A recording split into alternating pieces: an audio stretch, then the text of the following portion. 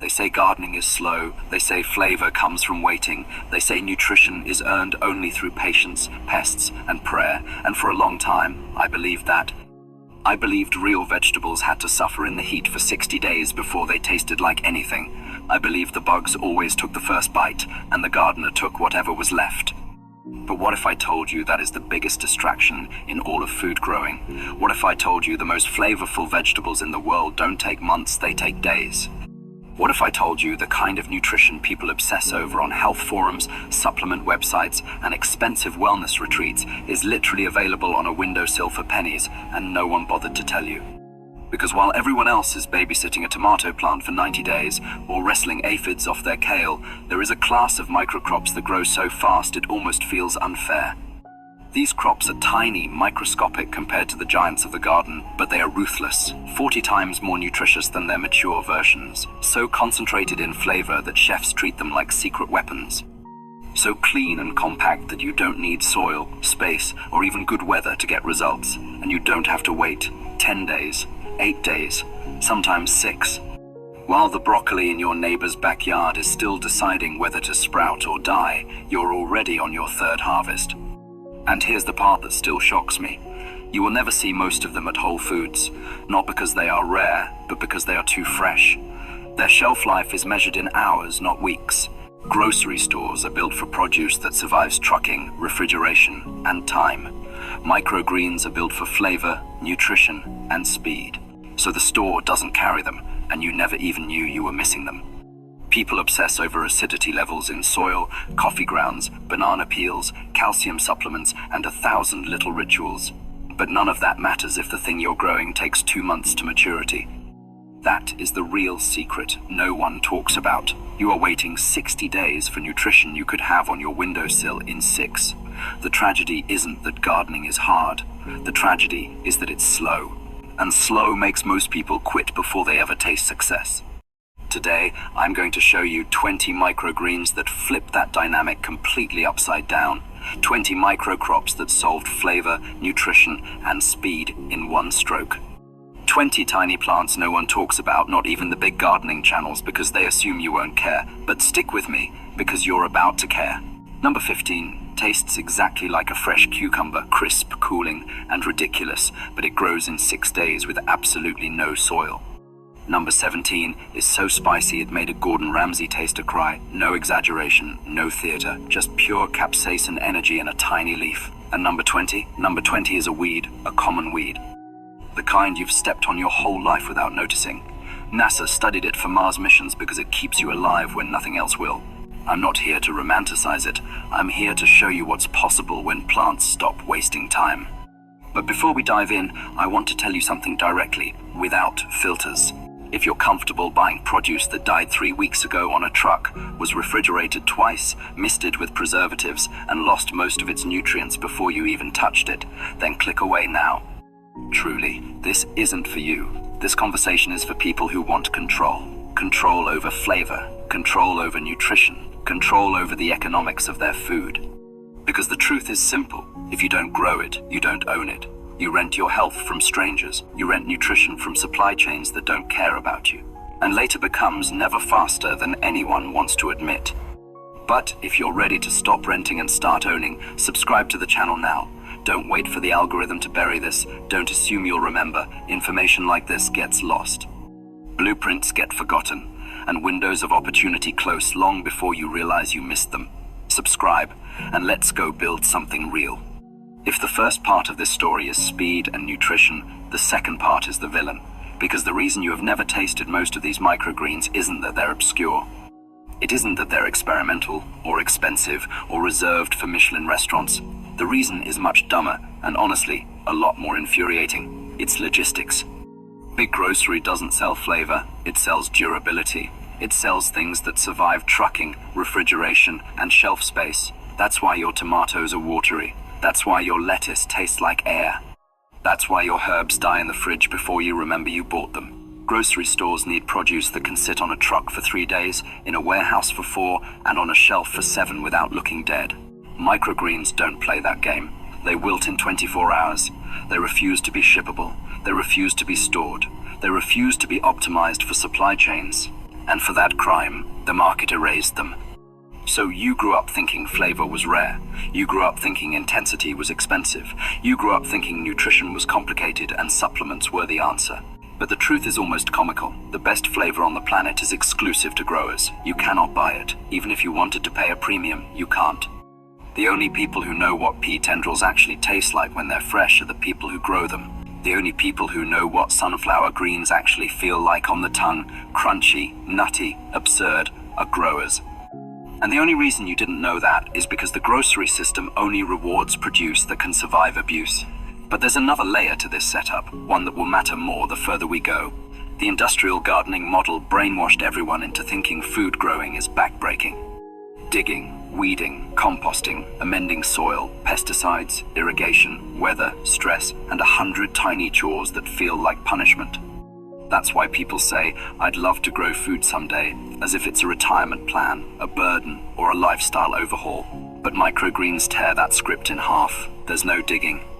There's no weeding, there's no pests, there's no soil if you don't want it. And for the first time, growing food shifts from being a labor economy to a lazy economy. I call it the grow lazy method, not as a joke, but as a wake-up call.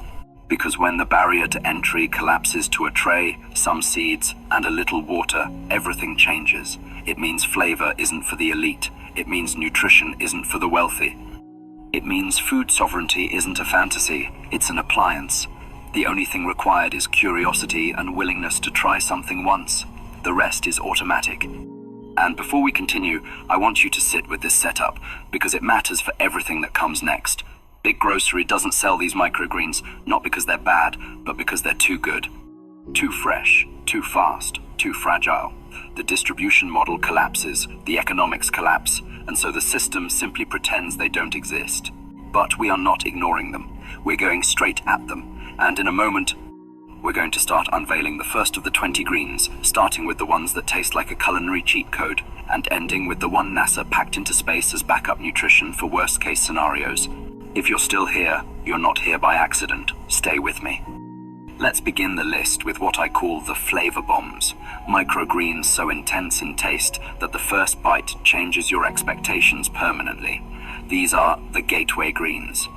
The ones that make you go, wait, that came from a tray. And they also expose a truth the grocery aisles never told you. Most vegetables are shockingly watered-down versions of what they were meant to be. Microgreens correct that mistake immediately. Item number 1. Genovese basil microgreens. If you know basil, you know it as pesto, caprese salads, maybe a garnish on pasta. But Genovese basil at the micro stage is something else entirely. The flavor is concentrated pesto in a stem, dense, aromatic, vivid, almost syrupy in its sweetness. The sensory punch is so strong you stop worrying about recipes and start worrying about restraint. And here's where the analogy becomes a weapon. Mature basil is like an audiobook. Micro basil is like the live performance. The richness is unfiltered. Now, the ROI meter, harvest in 12 days. That means you can plant it on a whim and enjoy a harvest before most gardeners see their seedlings mature past cotyledons. And the chef's secret? Never cook basil microgreens. Heat destroys half the experience. Put them on pizza after it comes out of the oven. Let the steam warm them but never scorch them. That's where the magic is. Item number 2, red garnet amaranth. This one is pure seduction. If basil wins on flavor, amaranth wins on beauty. It's the visual stunner, the peacock of the tray. When you first see it, it almost looks artificial, like something from a sci-fi film. Thin magenta stems, bright red leaves, and a delicacy that makes you handle it like jewelry. On the sensory side, it's earthy, like a beet, but without the barnyard undertone. Clean, mineral, slightly sweet, and shockingly versatile. On the ROI meter, harvest in 10 days. And here's the chef's secret. Michelin chefs use it to make boring plates look expensive. One pinch transforms a dish into something photographed. Flavor plus presentation, deadly combination. Item number 3, cilantro. Cilantro is controversial at the mature stage. Some people swear it tastes like soap. But the micro stage bypasses that. Micro cilantro is coriander's dream form, bright, citrusy, almost lime-like, and far more balanced than its grown-up version. The analogy is simple. Mature cilantro is opinionated. Micro cilantro is diplomatic. It blends, it harmonizes, it never bullies. And if we zoom out to health density, cilantro microgreens carry even higher antioxidant levels than mature coriander leaves, and you get them in 14 days instead of waiting a month. For ROI, that is absurd. For chefs, the secret is ceviche. Add micro cilantro right before serving. It lifts everything, especially seafood. Item number 4, arugula. Mature arugula has attitude, peppery, aggressive, almost bitter. Micro arugula takes that and compresses it. The flavor becomes laser-focused and spicy, but without the bitterness that scares amateurs. The analogy, micro arugula, is like rocket fuel for salads. A small amount transforms an entire bowl. On the health density spectrum, it carries glucosinolates that increase as you shrink the plant. And while grocery arugula travels in bags and wilts in days, micro arugula grows in 8 to 10. The time dividend alone is outrageous. Chef's secret, use it on eggs. Eggs are the blank slate of the culinary universe, and arugula turns them into a statement. Item number 5, red cabbage. Most cabbage is treated as filler, coleslaw, garnish, texture, but red cabbage at the micro stage is a nutritional nuke. Studies have shown its microform hits around 6 times more vitamin C and up to 40 times more vitamin E than mature cabbage. Let that sink in, 40 times. Imagine taking a vegetable known for being humble and unlocking superhero stats just by harvesting it earlier. The analogy, mature cabbage is a sedan, micro cabbage is a sports car. On the ROI meter, harvest in 10 days. Chef's secret, add it raw to tacos or bowls. Heat numbs the nutritional surge, so keep it crisp. Item number 6, kale. People treat kale like a punishment, food juices, detox smoothies, and lectures from nutrition influencers. But kale's microform is the opposite, tender, mild, slightly sweet, and massively more potent in vitamins A, C, and K than the stuff you chew through at salad bars. The analogy is simple. Micro kale is kale without the suffering. No jaw workout, no bitterness, no chewing fatigue, health density off the chart. The reason is straightforward. Biology plants concentrate defense compounds early in life to survive. Harvest early and you get the jackpot. ROI meter, 10 to 12 days. Chef's secret, blend micro kale into pesto. The color is brighter, the flavor rounder, and the nutrition obscene. The pattern you're noticing is not coincidence. Early harvest doesn't just save time, it concentrates flavor, nutrients, and value in a way big grocery cannot monetize. And we've only covered 6. Stick with me, the list is about to get stranger. Now we shift gears. Up until now we talked flavor, speed, and nutrition. But there's another dimension most people ignore: profit. And I don't mean theory. I mean the kind of microeconomics that turns shelves and countertops into revenue. Because once you realize how fast these crops grow and how rare they are in the culinary world, you start asking a very obvious question: why are restaurants not growing these themselves? And the answer is as simple as it is lucrative. They don't have the time or the know-how. But you do. Or at least, you could within the next week. Item number 7 is where that reality stops being hypothetical. Popcorn shoots, bright neon yellow shoots grown in total darkness. They look like somebody dipped corn stalks in sunlight. But here's the kicker, they taste like ultra-concentrated corn milk, sweet, juicy, delicate. It almost tricks your brain. Chefs freak out over it because it's flavor they can't source anywhere else. Grocery stores will never carry them too fragile. Suppliers won't store them too fast, which leaves a tiny gap for a tiny grower to step in and own a micro niche with almost no competition. And I want to share something that proves the point. Last month, a viewer of this channel grew a single tray of popcorn shoots. It cost him about $3 in seeds. He took it to a local high-end chef. The chef tasted just one and bought the entire pound for $45. Do the math. That's a $450 return on a single shelf in a single week.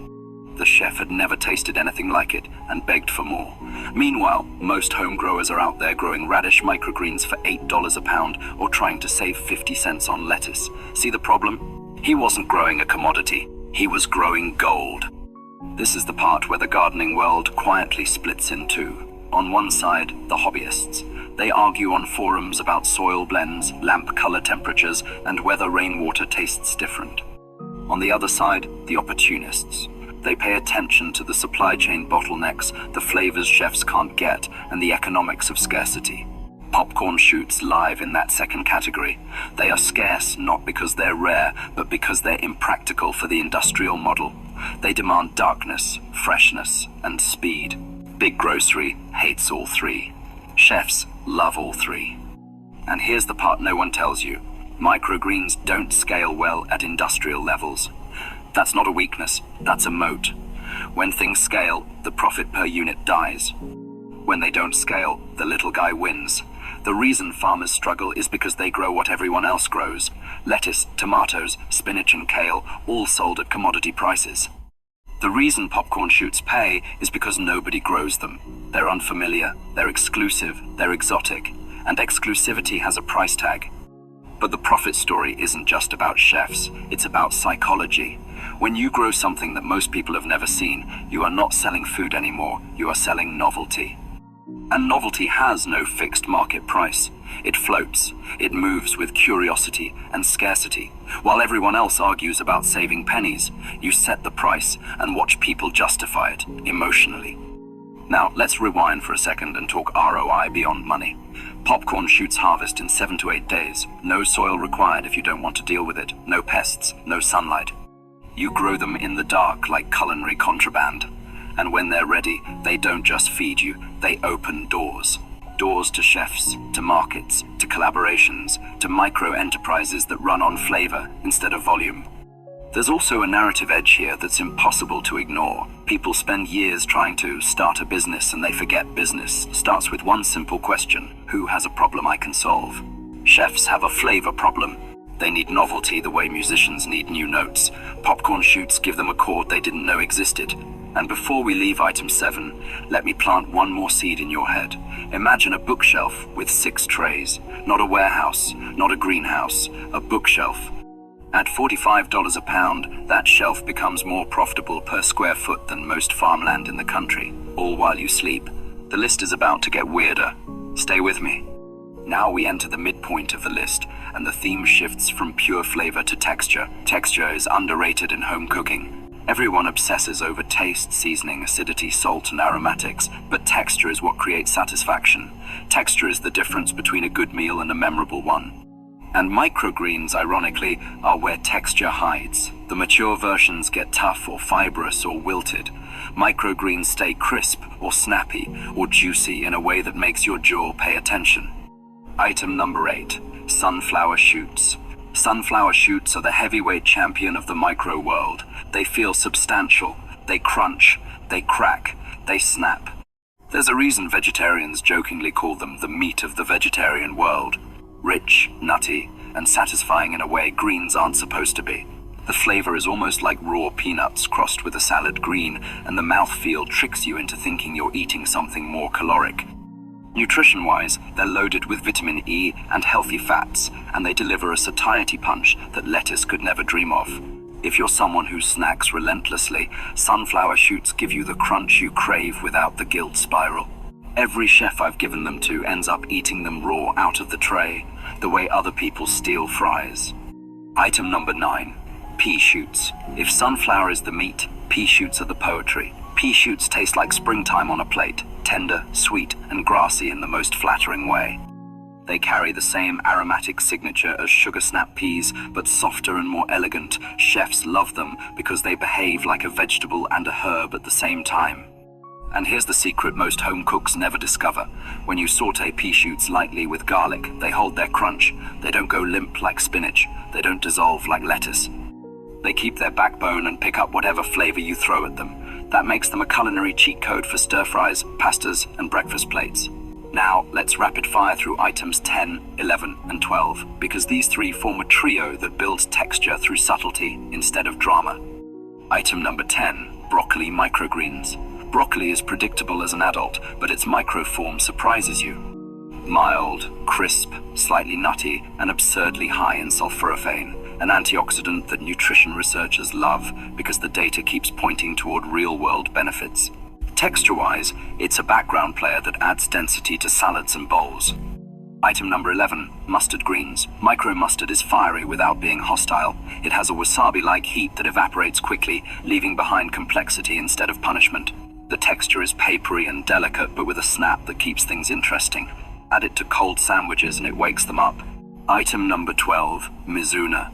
Mizuna microgreens are the quiet genius of the texture category. They don't shout, they whisper. Slightly crisp, slightly peppery, slightly herbal. The kind of green that makes salads feel engineered instead of assembled. And because they grow in 8 days, you can cycle them faster than your fridge can cycle produce. Now I want to pause, not to sell, not to hype, but to align. We're halfway through the list. I'm sharing this because the algorithm pushes entertainment, not self-sufficiency. Entertainment gets recommended, empowerment gets buried. But if you think this knowledge, the ability to feed yourself luxury food for pennies, is worth preserving, subscribe. It helps us reach the people currently eating cardboard lettuce who don't know there's a better way. Help me wake them up. The grocery industry won't do it. The wellness industry won't do it. The seed catalogs won't do it. We have to do it for each other. Now back to the list, because texture is only part of the story. What these midpoint greens prove is that microgreens are not just garnish. They're not decoration. They are functional food, food that changes how meals behave. And the deeper you go down this rabbit hole, the more obvious the pattern becomes. The mature versions of these vegetables were never designed for flavor or health or culinary joy. They were designed for shipping. They were designed for durability. Microgreens skip that entire compromise. You plant, you water, you wait 8 to 12 days, and you harvest food that is fresher and more nutrient-dense than anything the grocery system can deliver at any price point. And the wild part is that we still haven't reached the weirdest items on the list. We haven't touched the cucumber mimic, we haven't touched the spice bomb, and we haven't touched the survival green NASA tested for Mars. The back half is where things get unpredictable. We've hit the halfway point, and now the list takes a sharp turn into the territory that makes chefs lean forward and home growers raise their eyebrows. This is the section I call the weirds, not because they are unapproachable, but because they challenge the idea of what plants are supposed to taste like.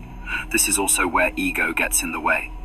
When something doesn't fit the gardening worldview people already invested in, they reject it. Then 6 months later, they quietly circle back, pretending they always knew. So pay attention here.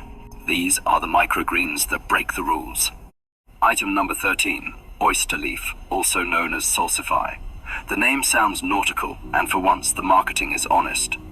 Oyster leaf tastes like oysters, briny, oceanic, and unmistakably marine with zero animal products involved. One bite and your brain starts short-circuiting.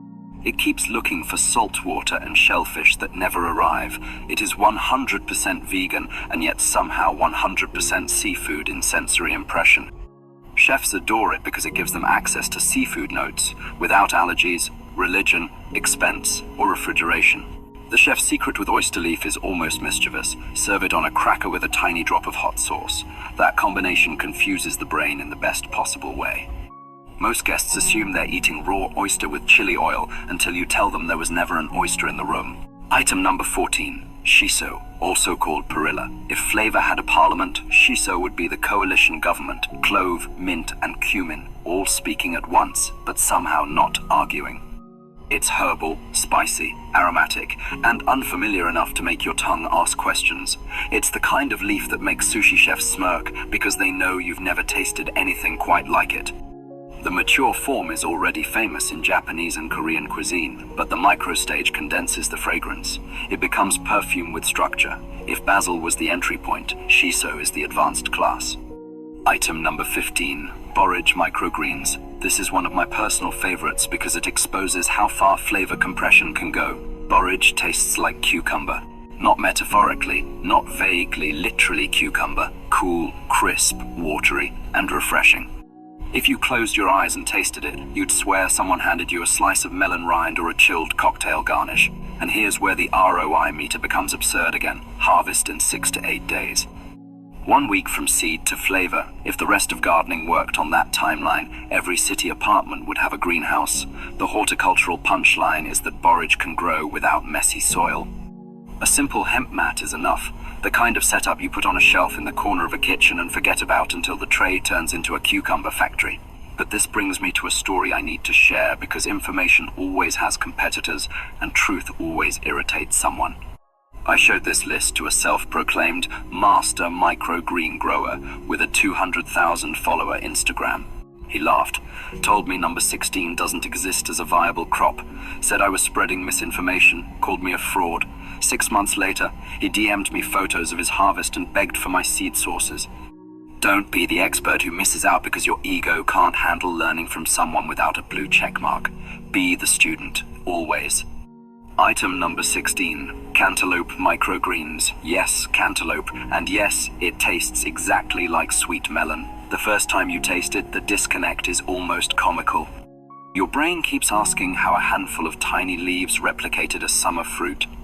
The secret isn't flavor additives or tricks, it's genetics. Microgreens don't erase flavor identity, they amplify it early. The only caveat with cantaloupe is mechanical. The seed husks cling to the cotyledons and require a little patience, but the payoff is pure sugar and perfume on the tongue. The seed husk is the challenge, the flavor is the reward. This section exists to remind you of something. The world of plants is much stranger and much more profitable than grocery stores ever let on. We built an entire food culture around durability instead of delight. These 4 items show what happens when you reverse the priorities. You get novelty, you get elegance, you get culinary leverage that can't be purchased. And the back half of this list, it gets stranger still. Stay with me. Now we're entering the finale. The quiet elites of the micro world, the survivors. The ones built not for beauty or novelty, but for biological advantage. These are the microgreens that don't ask for permission, they just grow. Item number 17, wasabi mustard. Everyone talks about spice, but 17 is different. This is wasabi mustard. It doesn't burn your tongue, it shoots straight up your nose. It is the wake-up call. I once watched a chef serve this to a food critic who thought he'd seen it all. One tiny pinch of these greens and the guy's eyes were watering. He wasn't in pain, he was in shock. It clears your sinuses and resets your palate instantly. And the irony is that it grows in a tray like any other crop, quiet, unassuming, plotting a frontal assault on your senses. Item number 18, sorrel. If wasabi mustard is the wake-up call, sorrel is the curveball. It tastes like lemon without the lemon, sharp, sour, bright, and electric. It's the kind of flavor chefs use when they're tired of vinegar and citrus stealing the spotlight. Micro sorrel gives them acidity in leaf form, subtle, integrated, and impossible to replicate with bottled acids. Item number 19, lemon balm. This one leans sweet instead of sour, citrus on inhale, mint on exhale, and something herbal in between that refuses to be categorized. Lemon balm microgreens taste like summer tea condensed into a bite. It's gentle, but not boring, and because it grows fast, you never run out of ways to use it. Drinks, desserts, cold plates, garnish. Item number 20, purslane, the finale, and for good reason. Most people spray Roundup on this. They kill it. NASA, they studied it. Purslane has one of the highest levels of omega-3 fatty acids of any leafy vegetable. It grows in cracks in the pavement. It is the ultimate survival food. While others starve waiting for their delicate spinach to grow, you can grow this weed and thrive. It's lemony, crisp, and refuses to die. Purslane is proof that the most valuable foods are often the ones we were taught to ignore. And that completes the list. Now we shift from contrast to action. Stop wasting money on single-use seeds and plastic-wrapped disappointment. You now have the list. You have the infinite harvest loop sitting in front of you. You can cycle these greens every week, feed yourself luxury nutrition for pennies, and never depend on wilted produce again. Here is the deal. I don't want you to watch this video and feel smart. I want you to pick 3 from this list. Get the seeds. And I want you to post a photo of your first harvest with the hashtag flavorful microgreens. If you don't, you're just a spectator. You're watching other people become healthier, freer, and wealthier while you sit on the sidelines. Spectators watch, growers post. Subscribe if you're a grower. Which one are you?